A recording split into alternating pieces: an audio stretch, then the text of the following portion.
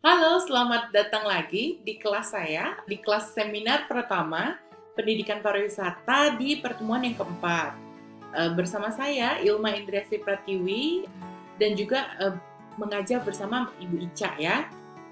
Di pertemuan yang keempat ini, saya akan membahas mengenai budaya Indonesia dan budaya akademik, dan sebenarnya supaya mahasiswa pendidikan pariwisata juga tahu gitu ya, apa sih hubungannya budaya itu sama pariwisata, dan juga bagaimana sebenarnya seorang sarjana pendidikan pariwisata itu harus berlaku begitu.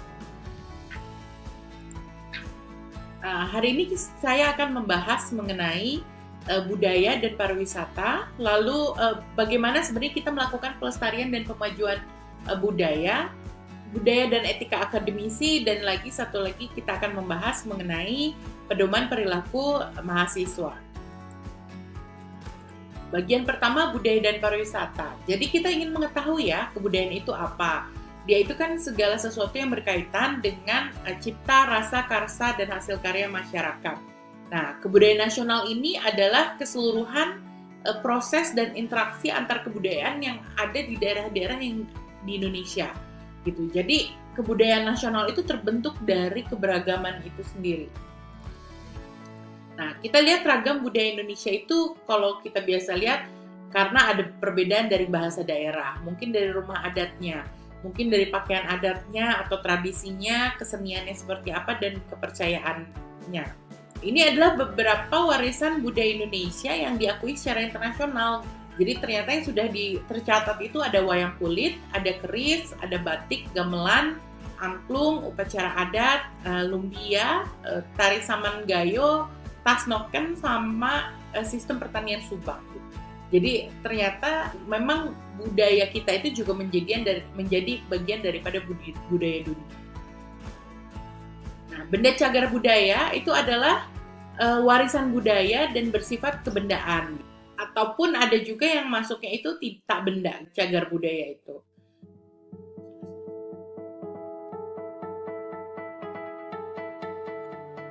Oke.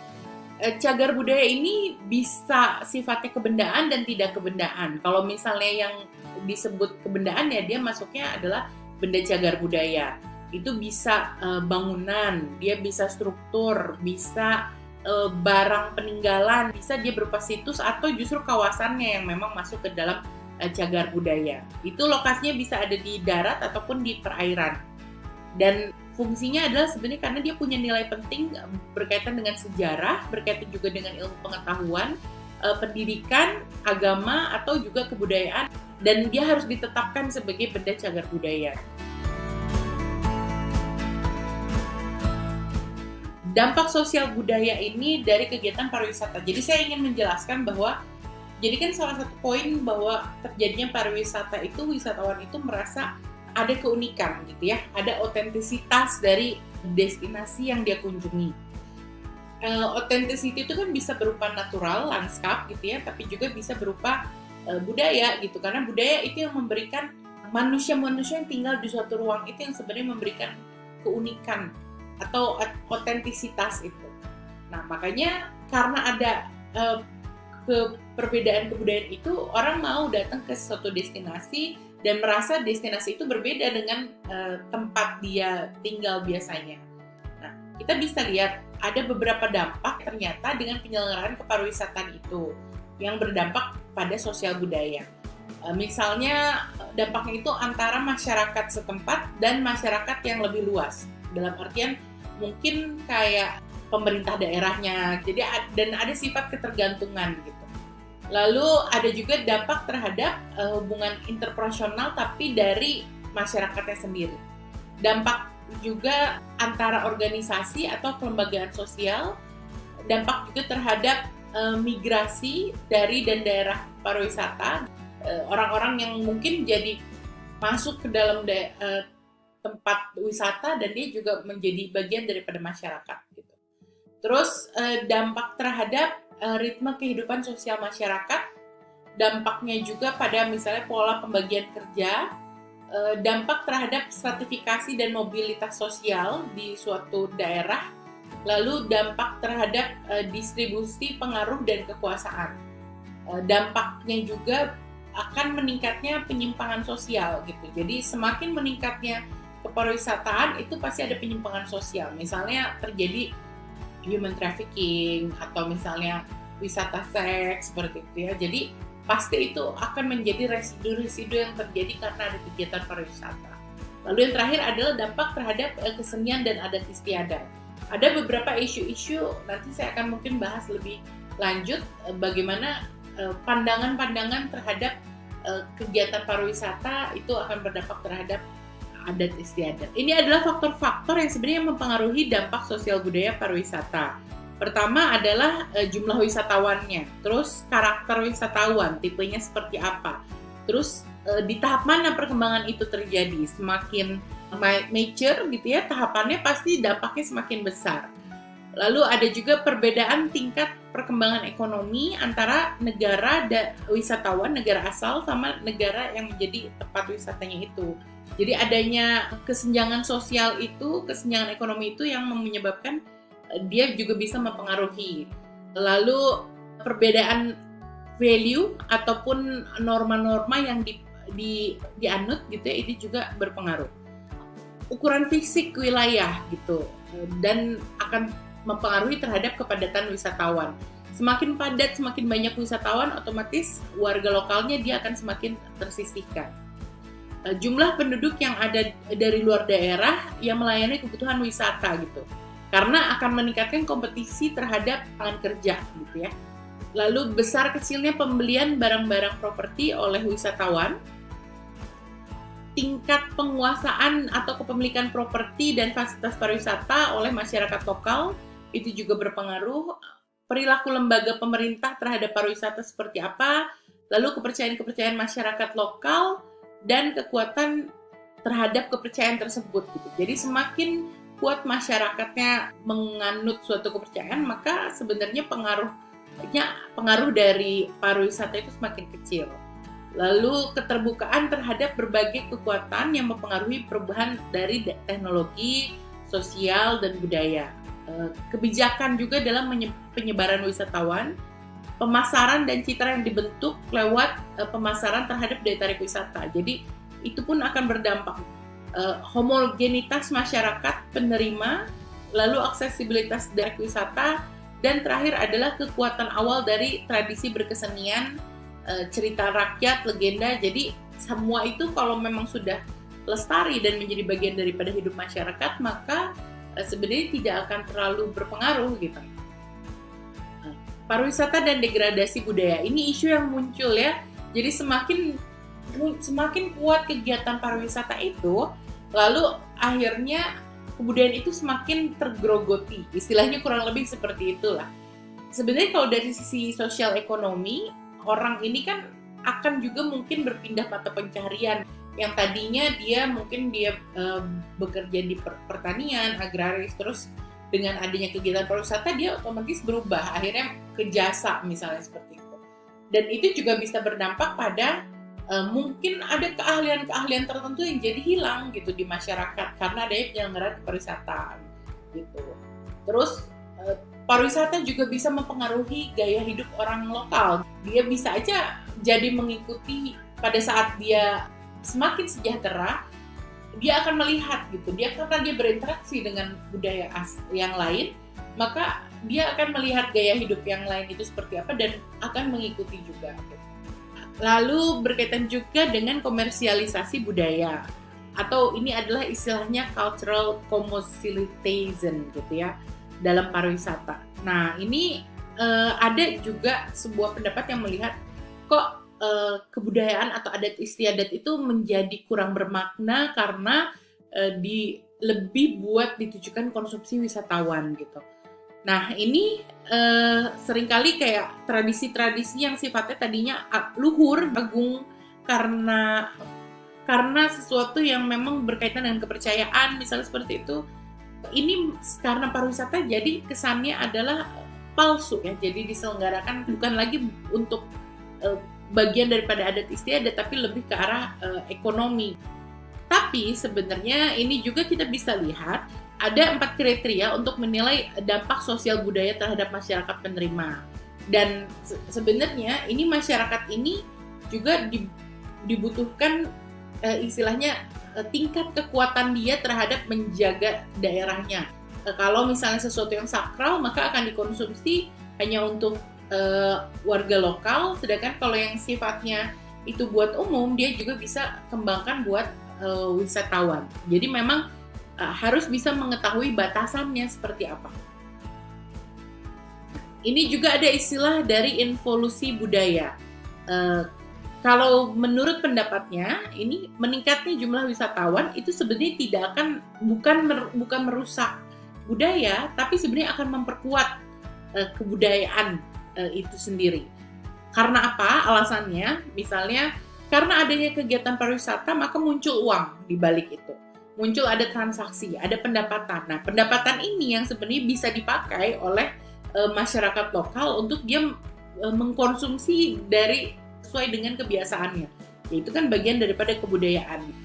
Bisa juga dengan adanya uang itu akhirnya dia bisa menyelenggarakan upacara adat. Jadi hal-hal yang seperti itu yang sebenarnya terjadi karena kegiatan pariwisata menurut teori yang ini. Nah, terus rasa kagum dari wisatawan itu sebenarnya menjadikan kebanggaan buat warga masyarakat gitu. Dan itu yang membuat mereka akhirnya akan mencintai budayanya sendiri, juga akan mau melestarikan. Terus modernitas itu kan tidak adalah hak semua orang gitu ya. Tapi kalau misalnya yang dikhawatirkan dari yang sudut pandang yang lain adalah karena meniru kehidupan masyarakat asing, jadi akhirnya masyarakat lokal itu berubah.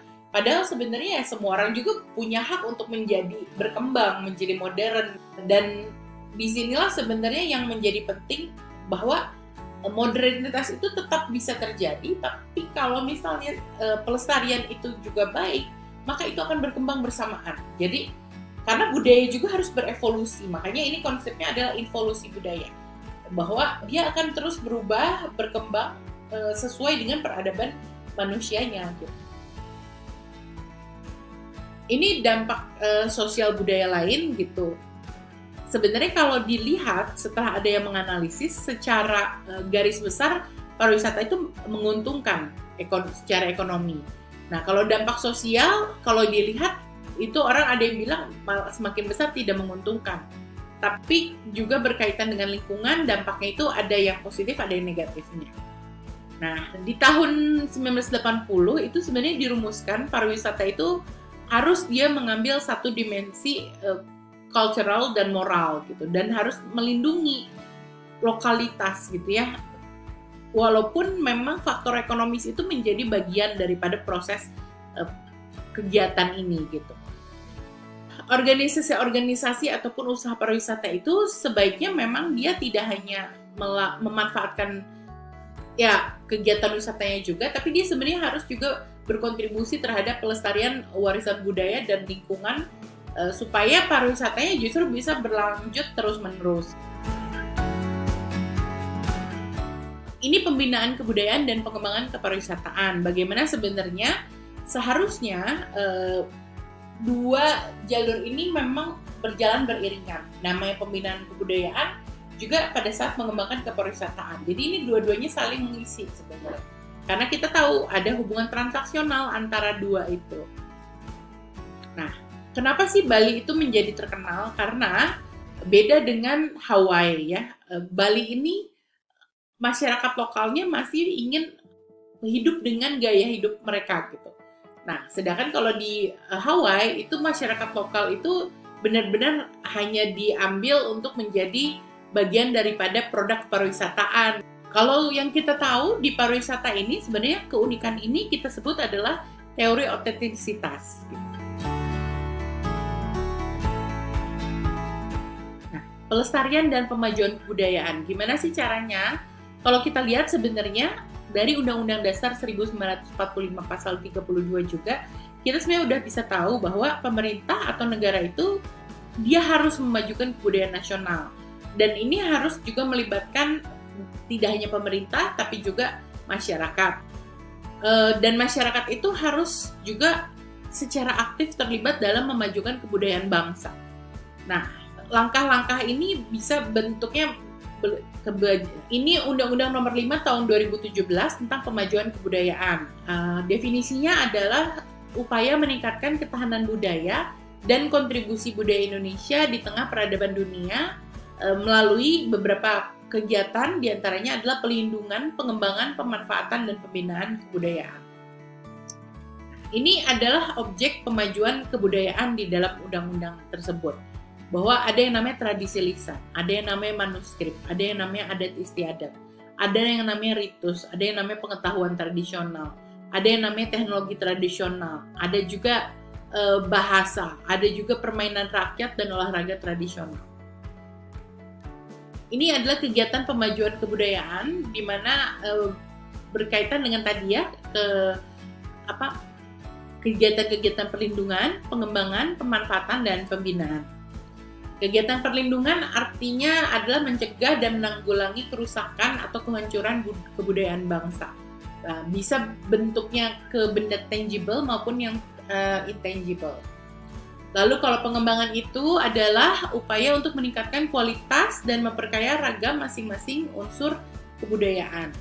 Dan pemanfaatan itu intinya adalah pendayagunaan dari perwujudan kebudayaan untuk fungsi-fungsi sosial, pendidikan, ilmu pengetahuan, pariwisata, dan untuk kebudayaan itu sendiri. Nah, yang terakhir adalah upaya pembinaan gitu ya, untuk meningkatkan kualitas orang-orang yang terlibat dalam kebudayaan itu. Karena ini harus dilakukan pembinaan seiring dengan perkembangan ilmu dan teknologi gitu, dan persaingan di luar. Ini beberapa istilah yang memang seringkali terjadi, bahwa ini harus ada pembinaan ini karena sekarang udah masuk ke era borderless information gitu. Jadi kita udah nggak bisa nutup informasi. Lalu juga kebudayaan itu terjadi karena adanya proses transkultural juga. Jadi harus ada kebudayaan itu yang akan disebarkan. Lalu juga terjadi cross cultural di mana kebudayaan yang satu akan berinteraksi dengan kebudayaan yang lain. Ini budaya dan etika di akademik ya. Nah, ini kita kalau mau tahu tentang etika, intinya dia sebenarnya moral ya. Apa yang suatu watak yang menyatakan baik dan benar gitu. Ini etika itu sebenarnya bisa kita temukan di beberapa keilmuan, misalnya sosiologi, antropologi, psikologi, di ekonomi juga ada, di politik dan hukum. Nah, karena pariwisata itu bagian daripada kegiatan ekonomi, maka kita pun sebenarnya ada etika pariwisata ya. Ini kita mau bicara tentang etika akademik. Nah, kalau ini sebenarnya melihat bahwa etika akademik adalah perilaku yang baik atau buruk daripada anggota aktivitas akademik perguruan tinggi. Nah, kalau ketika mereka berinteraksi dalam kegiatan yang berkaitan dengan dalam ranah pembelajaran gitu, jadi mungkin di kampus seperti itu ya. Jadi pasti orang itu harus memegang etika akademik. Landasannya apa? Karena dianggap orang yang sekolah tinggi itu akan meningkatkan pengetahuan dan juga akan merubah perilakunya gitu. Ya, jadi semakin tinggi wawasan orang, maka perilakunya akan dinilai semakin baik gitu. Ini adalah sikap akademik, bagaimana sebenarnya seorang academician itu dia akan bersikap. Salah satunya adalah keingetahuan atau curiosity. Dia juga akan kritis, dia juga terbuka, dia objektif, dan dia juga bersifat analitik. Dia akan menghargai waktu, bebas juga dari prasangka-prasangka, lalu dia tekun, konsisten, terus dia juga harus berani mempertahankan kebenaran, dia juga harus bisa berpandangan ke depan, dia juga mandiri dan kreatif. Ini adalah ciri-ciri khas dari seorang akademisi, bahwa dia harus punya sifat apresiatif terhadap karya orang lain. Dia juga harus bersifat agnostik, dalam artian dia harus menganggap dirinya itu kecil, jadi nggak ada kesombongan gitu. Jadi dia harus rendah hati, karena dia ngerasa dia bagian daripada sebuah sistem ilmu pengetahuan yang penuh misteri. Terus dia juga akan mengakui otoritas dengan cara tahu bahwa ini adalah hak milik orang lain. Jadi dia akan menghargai itu dan tidak akan menyalahgunakan. Ini adalah beberapa penyelenggaran etika akademik, misalnya adalah menyontek, atau dia melakukan plagiat, atau ngejokiin pas ujian, atau memalsukan, atau dia juga melakukan nepotisme gitu ya untuk masukin anaknya supaya lulus, misalnya kayak gitu. Dia juga ada yang sifatnya diskriminatif, jadi nggak suka sama gender tertentu, atau misalnya nggak suka sama agama tertentu gitu. Nah, itu ada sifat diskriminatif yang nggak boleh. Ini kita bicara tentang budaya akademik gitu ya. Budaya akademik kita biasanya juga sebut itu budaya kampus gitu. Terus intinya dia tidak hanya bertujuan untuk meningkatkan pengetahuan, tapi sebenarnya membentuk suatu attitude gitu ya, membentuk suatu perilaku yang positif gitu. Nah, yang harus dilihat adalah diharapkan diciptakannya budaya akademik seperti itu akan bisa meningkatkan pertama pengetahuan, terus juga keterampilan, dan juga adalah attitude perilakunya gitu ya, orang-orang yang berinteraksi di dalam kebudayaan itu. Ini berkaitan dengan Undang-Undang Nomor 2 Tahun 1989 tentang kebebasan akademik. Intinya kalau memang kita mau bersikap bebas, kita nggak boleh merugikan kegiatan akademik di perguruan tinggi. Kita juga harus bertanggung jawab secara pribadi atas pelaksanaan dan hasilnya itu sesuai dengan norma dan kaidah keilmuan. Lalu kita juga nggak boleh merugikan orang lain, pribadi lain, hanya supaya kita dapat untung. Kita juga harus bisa melaksanakan kebebasan akademik ini sejalan dengan kebebasan mimbar akademik. Ini kita bicara tentang sivitas akademik ya, terdiri dari mahasiswa, dosen, dan administrasi. Nah, kita juga tahu bahwa perguruan tinggi ini dituntut untuk melakukan tridharma. Yang pertama adalah menyelenggarakan pendidikan dan pembelajaran, lalu menyelenggarakan penelitian, dan terakhir adalah melakukan pengabdian kepada masyarakat. Ini kita bilang Undang-Undang Nomor 20 Tahun 2003 tentang Sistem Pendidikan Nasional. Mungkin ini kalian udah dapat juga ya di mata kuliah yang pendidikan banget, tapi saya hanya ingin reminding sedikit, jadi saya akan lebih cepat. Apa yang disebut pendidik adalah tenaga kependidikan yang berkualifikasi sebagai guru, dosen, konselor, pamong belajar, widaiswara, tutor, instruktur, fasilitator. Jadi ini adalah profesi-profesi yang sebenarnya bisa dicapai oleh orang yang memang belajar menjadi pendidik. Tentang sistem pendidikan nasional, ini ada prinsip-prinsip dalam penyelenggaraan pendidikan. Pertama, pendidikan itu diselenggarakan secara demokratis, berkeadilan. Lalu pendidikan itu adalah satu kesatuan yang sifatnya sistemik gitu, dengan sistem terbuka dan bisa multi maknanya. Pendidikan juga sebenarnya diselenggarakan sebagai suatu proses pembudayaan dan pemberdayaan peserta didik, dan berlangsung itu sebenarnya sepanjang hayat. Jadi begitu dia masuk ke dalam sebuah sistem pendidikan itu, dia akan terus-terusan ada di dalam sistem itu. Seperti misalnya menjadi alumni gitu ya, dia tetap akan menjadi bagian dari sistem itu. Pendidikan diselenggarakan dengan memberikan keteladanan, membangun kemauan, dan mengembangkan kreativitas peserta didik dalam proses pembelajaran. Lalu pendidikan juga diselenggarakan dengan mengembangkan budaya membaca, menulis, dan berhitung bagi segenap warga masyarakatnya.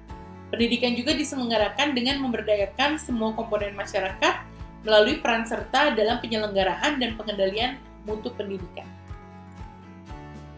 Ini kita bilang bahwa ada sistem pendidikan ya, yang secara garis besar kita tahu bahwa pendidikan itu ada yang formal, informal, sama non-formal. Dan itu sebenarnya pendidikan itu harus ada semua untuk saling melengkapi. Makanya kenapa sebenarnya kita bisa berkontribusi gitu ya, tidak hanya semua pendidikan formal di jalur sekolah, tapi juga sebenarnya bisa pendidikan-pendidikan yang sifatnya non-formal dan informal itu.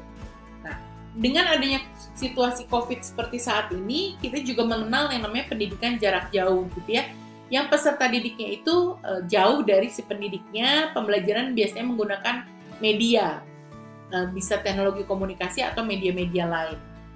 Pendidikan berbasis masyarakat adalah penyelenggaraan pendidikan berdasarkan kekhasan agama, sosial, budaya, aspirasi dan potensi masyarakat itu untuk mewujudkan pendidikan dari, oleh, dan untuk masyarakat. Nah, ini pendidikan non formal ya, biasanya diselenggarakan bagi warga masyarakat yang memerlukan layanan pendidikan. Biasanya dia sifatnya buat mengganti, menambah, atau melengkapi pendidikan formal itu. Lalu pendidikan non formal juga sebenarnya fungsinya untuk mengembangkan potensi peserta didik dengan menekankan pada melakukan penugasan, pengetahuan, dan keterampilan. Lalu pendidikan non formal juga meliputi pendidikan kecakapan hidup, pendidikan anak usia dini, pendidikan kepemudaan, pendidikan pemberdayaan perempuan, pendidikan keaksaraan, pendidikan keterampilan dan pelatihan kerja, pendidikan kesetaraan, serta pendidikan lain yang ditunjukkan untuk mengembangkan kemampuan peserta didik. Lalu satuan pendidikan non formal juga bisa bentuknya lembaga kursus, lembaga pelatihan, kelompok belajar, pusat kegiatan belajar masyarakat, dan majelis taklim. Kursus dan pelatihan itu diselenggarakan buat masyarakat memerlukan bekal pengetahuan, keterampilan, dan sebenarnya mungkin juga untuk dia berusaha atau melanjutkan pendidikan ke jenjang yang lebih tinggi. Hasil pendidikan non formal ini itu sebenarnya bisa aja dihargai setara dengan hasil program pendidikan formal. Nah, ini yang penting sebenarnya. Jadi gimana caranya justru dia bisa dinilai setara gitu ya. Ternyata itu bisa dikelola melalui pemerintah atau pemerintah daerah. Dan semuanya harus mengacu sama standar nasional pendidikan. Pendidikan informal itu adalah pendidikan yang dilakukan oleh keluarga dan lingkungan, dan bentuk kegiatannya adalah secara mandiri. Nah, hasil pendidikannya itu sebenarnya bisa diakui setelah peserta didik itu lulus ujian sesuai dengan standar nasional pendidikan. Ketentuan mengenai ini diatur juga dalam peraturan pemerintah. Ini pendidikan jarak jauh diselenggarakan pada semua jalur, jenjang, dan jenis pendidikan. Dia bisa intinya pada saat kondisi tidak bisa melakukan tatap muka atau secara reguler, maka dibuatlah pendidikan jarak jauh ini. Bisa bentuknya macam-macam, modusnya macam-macam, cakupannya macam-macam, seperti itu. Nah, ini adalah pendidikan berbasis masyarakat. Jadi sebenarnya masyarakat itu boleh untuk menyelenggarakan pendidikan berbasis masyarakat pada pendidikan formal dan non formal. Nah, sesuai dengan kekhasan suatu daerah. Nah, penyelenggara pendidikan berbasis masyarakat ini adalah untuk mengembangkan dan melaksanakan kurikulum dan evaluasi pendidikan, serta manajemen dan bagaimana mencari pendanaannya. Dana penyelenggaraan pendidikan ini dapat bersumber misalnya dari sumbangan masyarakat, saling ngumpulin uang, dari pemerintah juga boleh. Nah, ini adalah jenis pendidikan. Ada yang namanya pendidikan umum, pendidikan kejuruan, akademik, profesi, vokasi, ada juga pendidikan keagamaan, dan khusus. Kalau yang khusus ini adalah yang pendidikan untuk disabilitas, misalnya seperti itu. Perguruan tinggi dan etika akademik ya. Jadi sebenarnya perguruan tinggi ini kan bagian daripada masyarakat akademis. Tadi udah disebut ciri-cirinya. Makanya kenapa perguruan tinggi ini juga akan terasosiasikan gitu ya dengan etika akademik yang akan mempertimbangkan beberapa nilai, memprioritaskan proses pembelajaran. Dia juga akan menerima kebenaran yang dapat diterima oleh orang banyak, bukan saja di lingkungan kampusnya. Nah, ini etika dosen dan dosen beretika ya. Jadi dosen juga sebenarnya kita punya aturannya gitu. Misalnya dia harus bisa selalu meningkatkan kompetensi dan kualitasnya. Dia juga harus bisa melaksanakan tridharma perguruan tinggi. Etika yang lain ini dijabarkan dalam peraturan atau kontrak kerja gitu ya. Jadi disebutkan aturan-aturan ini dan ini bisa aja implementasi etika dosen ini. Salah satunya adalah dosen itu wajib untuk menghargai dan mengakui karya orang lain gitu. Kalau misalnya dia melanggar, itu sangat-sangat bisa untuk dia dipecat begitu. Nah, ini etika mahasiswa dan mahasiswa beretika. Mahasiswa itu kan bagian daripada unsur sivitas akademika yang sebenarnya dia objek daripada penyelenggaraan proses belajar mengajar itu. Kegiatan masyarakat itu sebenarnya bisa seperti bentuknya pembinaan sikap ilmiah, pembinaan sikap hidup masyarakat, sikap kepemimpinan dan sikap perjuangan merupakan kegiatan kokurikuler dan ekstrakurikuler yang sebenarnya bertujuan untuk menjadikan mahasiswa lebih kompeten, profesional. Jadi mahasiswa itu tidak cukup kalau dia hanya punya pengetahuan saja dan keterampilan saja, tapi dia juga harus punya attitude yang baik. Ini adalah pedoman perilaku mahasiswa di Universitas Pendidikan Indonesia. Saya nggak tahu, mungkin pas mukaku kalian udah dapat, tapi saya ulang sedikit aja ya. Bahwa yang pertama, ya mahasiswa bagian daripada Civitas Akademika, Masyarakat Ilmiah UPI, dan beberapa poin-poin lainnya.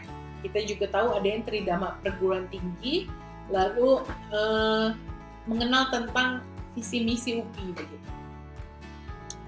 Kewajiban mahasiswa ini adalah menaati peraturan yang berlaku, memelihara sarana prasarana, toleran terhadap kemajemukan, lalu menjaga nama baik dan menjunjung tinggi jati diri bangsa. Sikap hidupnya, dia itu akan berorientasi pada kebermanfaatan, lalu bersikap optimis, aktif, kreatif, dan dia juga berusaha untuk menjauhkan diri dari sikap rendah diri, arogan. Lalu dia juga nggak boleh pesimistik dalam memandang masa depan. Lalu dia juga mengendalikan diri dan tidak mementingkan diri sendiri. Bagaimana kita harus berpenampilan? Intinya dia harus bersih, rapi, dan sopan sesuai dengan situasi. Dia juga nggak boleh pakai sandal, kaos oblong, atau pakaian yang kurang sopan dalam kegiatan akademik. Lalu dia nggak boleh pakai busana mini, ketat, tembus pandang, menggunakan perhiasan, ataupun fashion berlebihan gitu ya. Perilaku bertutur kata, bahwa kita juga harus berkomunikasi dengan baik, nggak boleh ada bahasa menyindir, menyelecehkan, atau menyinggung perasaan. Kita juga harus bertutur sapa dengan bahasa yang sopan, wajar, tapinya sesuai dengan lingkungan masyarakat terpelajar. Dia juga harus bisa berpendapat dengan sikap terbuka, tidak menghina, memfitnah, ataupun menantang. Ini perilaku mobilitas. Kalau misalnya berkendaraan di kampus, maksimumnya 20 km per jam.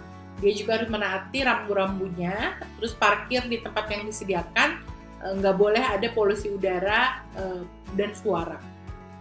Untuk di kampus, mahasiswa itu harus berjalan di pinggir jalan, nggak boleh bergerombol. Dia juga nggak berbincang-bincang di tengah pintu atau jalan, jadi ngalangin gitu, nggak duduk di pintu, tangga, ataupun jalan.